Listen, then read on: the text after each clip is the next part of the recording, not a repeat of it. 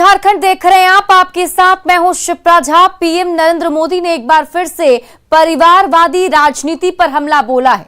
उन्होंने कहा कि कुछ पार्टियां खुद को समाजवादी बताती हैं, लेकिन पार्टी में परिवार का बोलबाला है। प्रधानमंत्री नरेंद्र मोदी ने राजनीति में परिवारवाद को लोकतंत्र के लिए खतरा बताया। उन्होंने कहा कि देश में कई ऐसी पार्टियां हैं जो परिवारवादी हैं, इससे दूसरे लोगों को आगे बढ़ने का मौका नहीं मिलता। पीएम मोदी ने झारखंड का भी जिक्र किया है।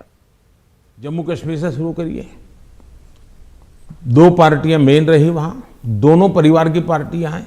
अभी तक उसका कोई नया नेता देखा ही नहीं। आज देश में जो 18 से 40 साल की उम्र के लोग हैं, उन्होंने इन पार्टियों के जितने नेता देखे, एक ही परिवार के देखे हैं। दोनों पार्टी पंजाब में देखिए, परिवार वाली पार्टी, आप हरियाणा में देखिए परिवार की पार्टी, उत्तर प्रदेश देखिए परिवार की पार्टी, झारखंड देखिए परिवार की पार्टी, आप तमिलनाडु में जाइए परिवार की पार्टी। ये परिवार ही पार्टी चलाता है। परिवार जो चाहे उनका भला, ये लोकतंत्र के लिए बहुत से बड़ा खतरा है। परिवारवाद पर प्रधानमंत्री नरेंद्र मोदी के बयान का समर्थन करते हुए बीजेपी ने कहा कि निश्चित तौर पर प्रधानमंत्री ने सही कहा है, झारखंड में भी परिवारवाद सत्ता में हावी है। वहीं कांग्रेस ने इस बात से इनकार करते हुए कहा कि हर पार्टी में कहीं ना कहीं वंशवाद है। देखिए, माननीय प्रधानमंत्री जी ने बिल्कुल सही कहा। भारतीय जनता पार्टी सैद्धांतिक रूप से वंशवाद, परिवारवाद के खिलाफ हमेशा खड़ी रही है और झारखंड तो इसका जीता जागता उदाहरण है। माननीय शिबू सोरेन जी जब मुख्यमंत्री बने थे तो उनके बाद उनके उत्तराधिकारी के रूप में एक साधारण कोई आदिवासी यहाँ का मुख्यमंत्री बन सकता था, लेकिन नहीं, उनके पुत्र को ही मुख्यमंत्री का पद मिला। अब उनके ही परिवार से उनके भाई विधायक हैं, उनकी भाभी विधायक है, पिताजी सांसद हैं, माताजी भी किसी जमाने में सांसद रह चुकी हैं, उनकी बहन उड़ीसा जेएमएम की अध्यक्षा है। तो सारा पावर सेंटर जो है एक ही परिवार में है। किस राजनीतिक दल में वंशवाद नहीं है? क्या भारतीय जनता में पार्टी में प्रधानमंत्री यह कह सकते हैं कि वंशवाद नहीं है? और वंशवाद की जहां तक बात है तो बताएं, उनके कई मंत्री के पुत्र और बेटी जो है राज्य में मंत्री हैं, ये प्रधानमंत्री जी को पता नहीं है। जमशेदपुर कदमा थाना के उलियान मेन रोड में दो दुकान, एक गोदाम और एक वॉशिंग शोरूम के साथ बीजेपी का कार्यालय को अतिक्रमण मुक्त कराया गया। इसके विरोध में दुकानदारों के साथ बीजेपी के सैकड़ों कार्यकर्ता और नेता मौजूद थे। जैसे ही दुकानों के साथ बीजेपी कार्यालय के ऊपर पोकलेन का पीला पंजा चलाया गया, बीजेपी कार्यकर्ताओं ने हंगामा और प्रदर्शन करना शुरू कर दिया। नेताओं ने अतिक्रमण हटाने के खिलाफ प्रदर्शन शुरू कर दिया और अतिक्रमण रोकने की कोशिश की, लेकिन प्रशासन ने सभी कार्यकर्ताओं और नेताओं को वहां से हटा दिया। द्वारा सरकार युवाओं को रोजगार देने की बात करती है, दूसरा तरफ रोजगार छीनने का भी काम कर रही है।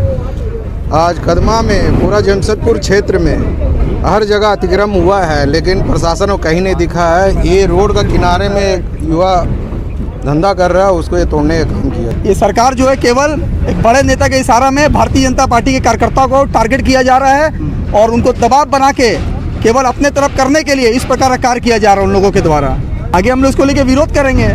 बहुत जगह कार्यालय बनाए, जेएमएम कार्यालय बना के जगह जगह खोल दिया, कांग्रेस कार्यालय बना लिया, केवल भारतीय जनता पार्टी कार्यालय नहीं जा रहा। 20 वर्षों से यहाँ पे लोग व्यवसाय कर रहे हैं, रोजगार तो आप दे रहे नहीं है, और जो रोजगार कर उनका पेट में लात मारने का काम भी आप कर रहे हैं। यहाँ पे दो दुकानें थी, एक वॉशिंग सेंटर था, एक साइड में दुकानें थी। दोनों दुकानों पे अतिक्रमण की सूचना थी, क्योंकि ये टाटा लीज की लैंड है। तो यहाँ पे अतिक्रमण किया गया था। तो अतिक्रमण बाद जो है सीओ के यहाँ पे अंचल अधिकारी के यहाँ पे दायर किया गया था, प्रॉपरली नोटिस दिया गया था। उसके बाद सुनवाई की गई थी, उसके बाद उसमें फाइनल जजमेंट पारित किया गया था। जजमेंट पारित करने के बाद जो अतिक्रमणकारी है उसको अतिक्रमण हटाने के लिए, यहाँ से सामान हटाने के लिए, जो भी चीज़ें अपना अतिक्रमण खुद से हटाने के लिए दिल्ली दरबार से अलाकमान का आदेश और टास्क लेकर झारखंड कांग्रेस के विधायक और मंत्री वापस रांची लौट आए हैं। 17 से 19 फरवरी तक आयोजित 3 दिवसीय चिंतन शिविर में झारखंड कांग्रेस ने भविष्य की राजनीति पर रणनीति बनाने का फैसला लिया है। कांग्रेस का दावा है कि बहुत जल्द पार्टी अपने पुराने तेवर में नजर आएगी।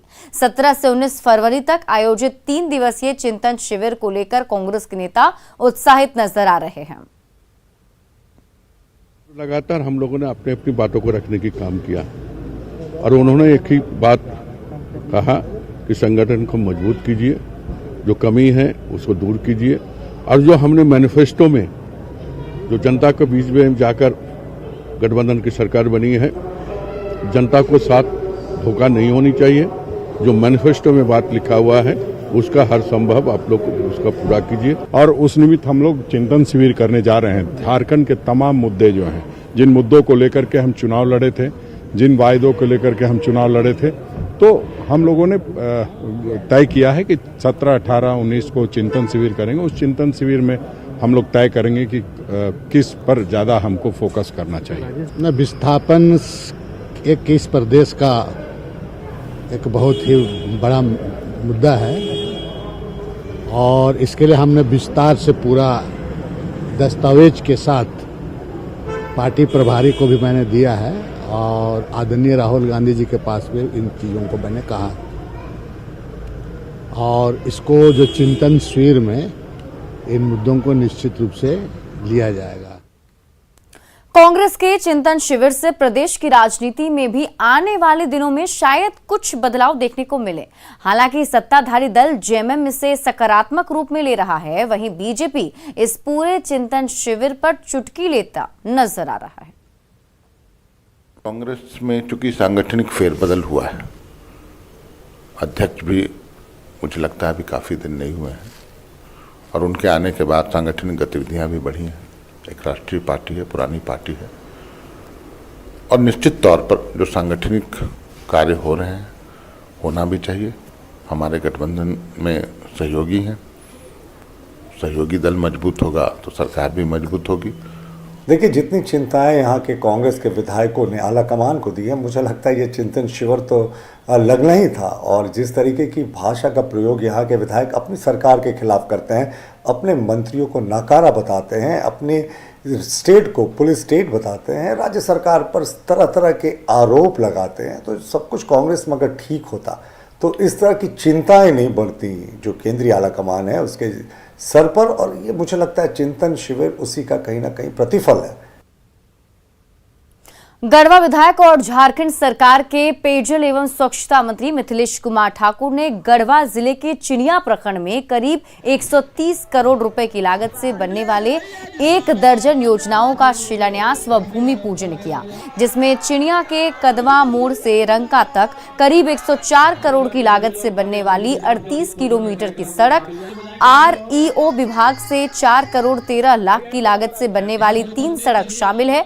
इसके अलावा चिनिया प्रखंड कार्यालय परिसर में 5 करोड़ 41 लाख की लागत से बनने वाले पदाधिकारी व कर्मचारी आवास और पेयजल एवं स्वच्छता विभाग के करीब 1 करोड़ 55 लाख की लागत से बनने वाली 5 जलापूर्ति योजना का शिलान्यास किया गया है। चिनिया तहले चपला रब्दा होते हुए रंका पथ की ऐसी स्थिति थी कि पैदल चलना भी मुश्किल था। एक पंचायत में पहुंचने में 1.5 से 2 घंटे लगते थे।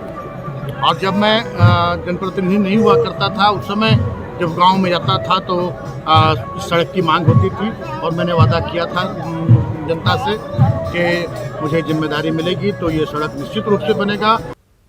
सरकार की आज होने वाली कैबिनेट की बैठक में रिंग नेटवर्क प्रस्ताव पर मुहर लग सकती है। इस रिंग नेटवर्क से राज्य की निर्भरता डीवीसी पर कम होगी। Patratu thermal super critical power से उत्पादित बिजली को राज्य भर में सप्लाई किया जाएगा। इस पूरे रिंग नेटवर्क में करीब 2200 करोड़ का खर्च अनुमानित है।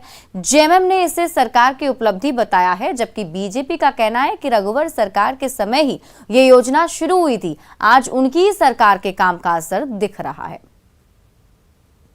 निश्चित तौर पर ऐतिहासिक निर्णय होगा। जो जहां तक मुझे जानकारी है 2023 में पतरातू से बिजली का उत्पादन शुरू हो जाएगा।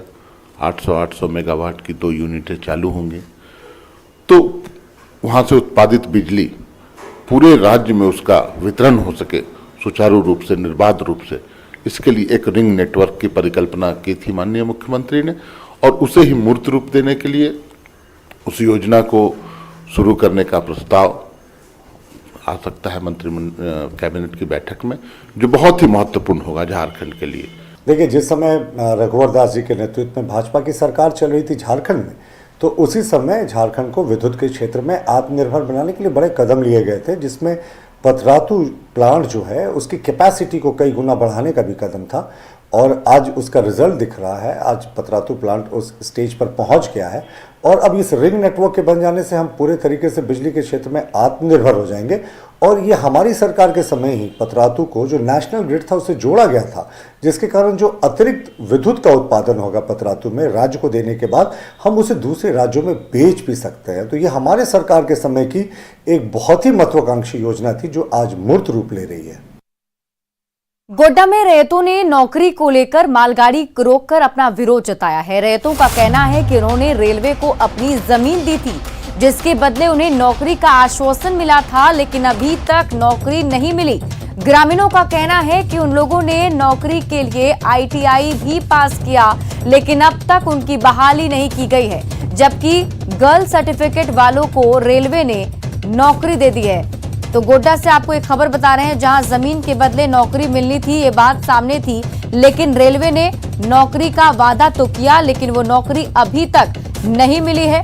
उस वादे को पूरा नहीं किया गया है, जिसके खिलाफ में ट्रेन को रोककर हंगामा और प्रदर्शन किया जा रहा है। नौकरी नहीं मिलने पर ट्रेन को रोका गया है। अविनाश कुमार और ये दो ये भी है और 9 ठोक ITI NTPC कराया। अच्छा। और उसके बाद वैकेंसी आई, जबकि एग्रीमेंट है, एग्रीमेंट पेपर में है और DC साहब के आदेश के अनुसार इसने ITI कराया NTPC ने इन लोगों को।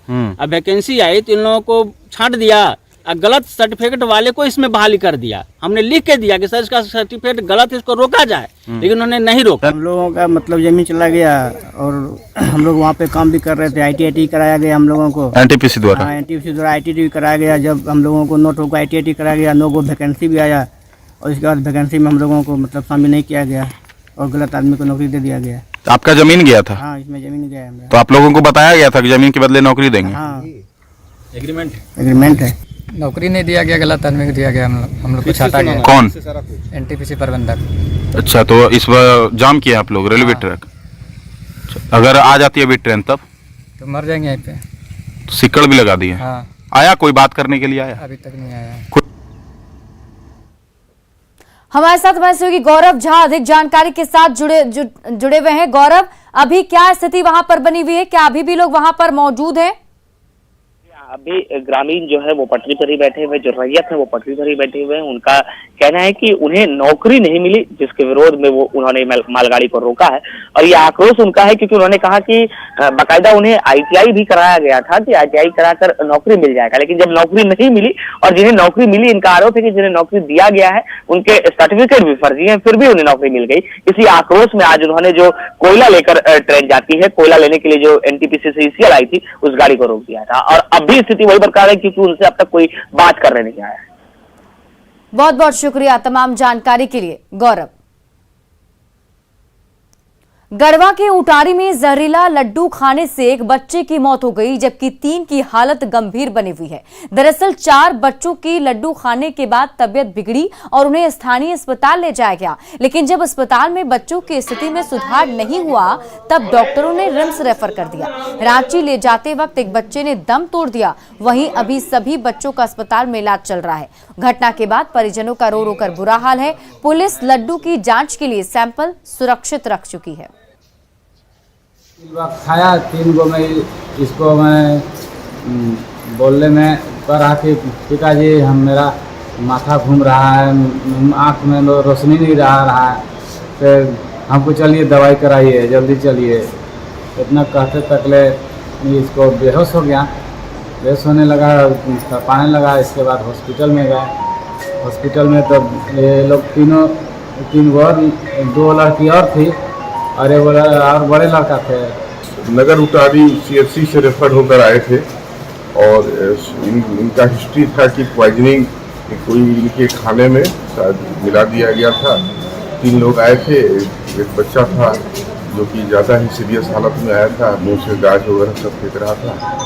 इलाज का प्रयास किया गया और रेफर भी कर दिया गया था। रास्ते में इनकी मृत्यु हो गई। चतरा के वशिष्ठ नगर में एक घर में शादी समारोह के दौरान जहरीला भोजन खाने से 400 लोग बीमार हो गए। गंभीर रूप से बीमार लोगों को अस्पताल में भर्ती कराया गया। वहीं डॉक्टर ने बताया कि जब लोगों ने शादी समारोह में खाना खाया तो उल्टी दस्त की शिकायत होने लगी, जिसके बाद सभी को अस्पताल पहुंचाया गया।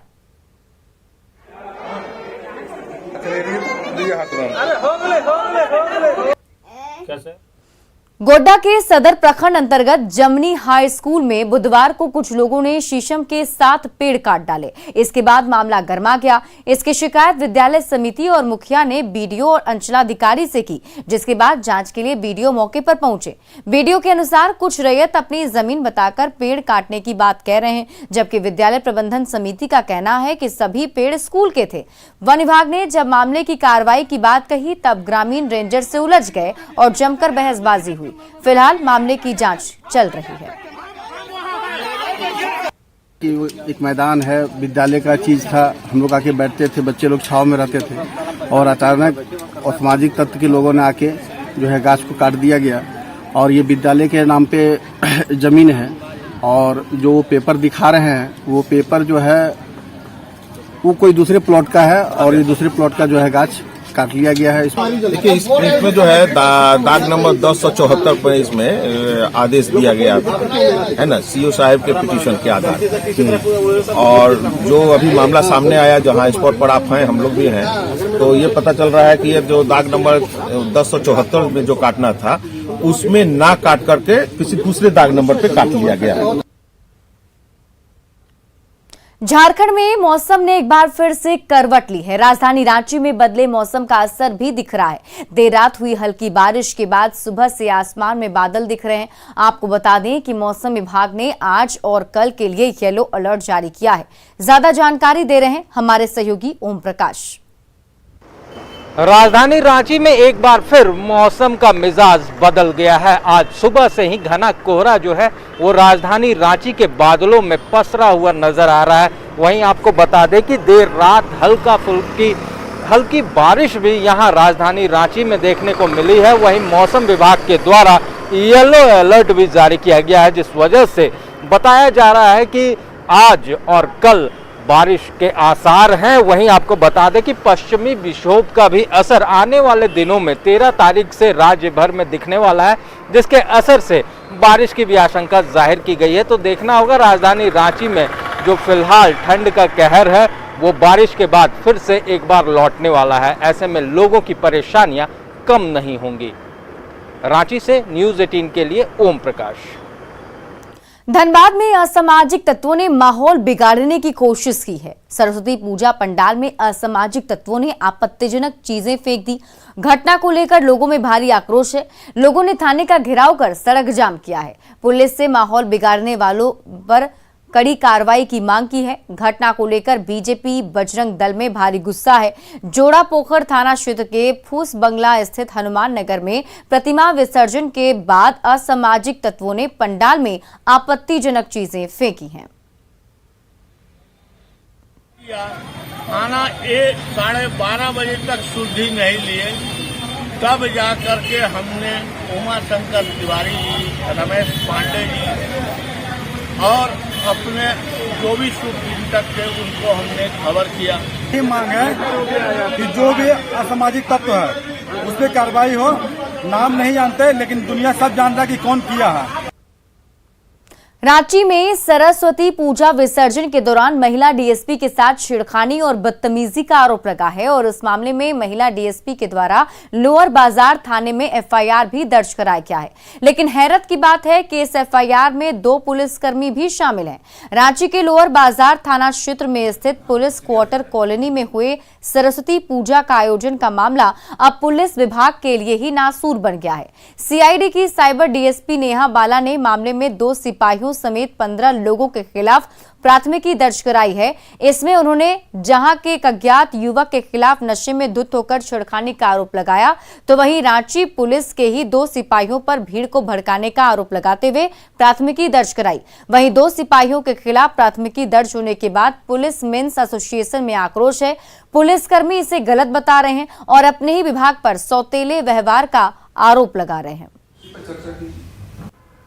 जब हम लोग तालाब के पास पहुंचते हैं तो सिटी डीएसपी, लोअर बाजार थाना प्रभारी और डीएसपी मैम नेहा बालावन, सभी लोग वहां पहुंचते हैं। हम पर दबाव बनाने लगते हैं कि वो लड़का कौन था जिसको वो मारे थे, उसका आप नाम बताइए। हम क्या जान रहे हैं कि आप कौन लड़का को मार रहे हैं। हम तो हालात सुनकर पहुंचे, आपको बचा के साइड कर दिए। आप सब जान रहे हैं, आप बताना नहीं चाहते हैं। हम नहीं जान रहे हैं मैम, वहां 50 वो लड़का था, कौन लड़का का नाम आपको बता दें। अच्छा, आपका क्या नाम है? मेरा नाम विनोद पांडे है। मेरे बगल में उपाध्याय जी थे। आपका क्या नाम है? तो बोले कि सीपी उपाध्याय। हम लोग से नाम पूछ लें और हम ही लोग के नाम पर बाई नेम एफआईआर कर दी। रामगढ़ के भुरकुंडा ओपी क्षेत्र के सौंदा बस्ती में घर के सामने खड़ी प्रमोद प्रसाद की बोलेरो की चोरी की घटना सीसीटीवी कैमरे में कैद हो गई। कार से आए 4 चोरों ने चोरी की घटना को अंजाम दिया। चोरों में से 3 चोर मोबाइल की लाइट जलाकर बोलेरो के करीब आए, फिर गेट खोलकर उसे स्टार्ट करने की कोशिश की। नाकाम होने के बाद चोरों ने धक्का लगाकर बोलेरो को स्टार्ट किया और उसे लेकर फरार हो गए। इस मामले में बोलेरो के मालिक प्रमोद प्रसाद ने भुरकुंडा ओपी में शिकायत की। इससे 1 माह पूर्व भी चोरों ने सौंदा बस्ती के सरैया टोला में घर के बाहर खड़ी बोलेरो की चोरी कर ली थी।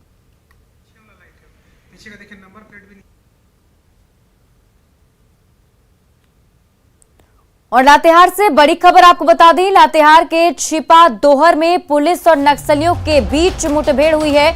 बड़ी खबर आपको लातेहार से बता रहे हैं, यहाँ पुलिस और नक्सलियों के बीच मुठभेड़ हुई जिसमें दोनों तरफ से कई राउंड गोली चली है। पुलिस की जवाबी कार्रवाई से नक्सली जंगल की ओर फरार हो गए।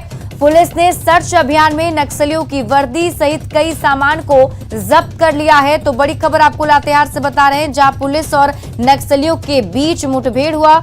इस मुठभेड़ में नक्सली जो है वो जंगल की ओर भाग गए, लेकिन पुलिस ने मौके से नक्सली के वर्दी को बरामद किया है, साथ ही कई सारे हथियार भी बरामद किए गए हैं। और फिलहाल इस बुलेटिन में अभी के लिए बस इतना ही, लेकिन न्यूज 18 बिहार झारखंड पर खबरों का सिलसिला लगातार जारी है।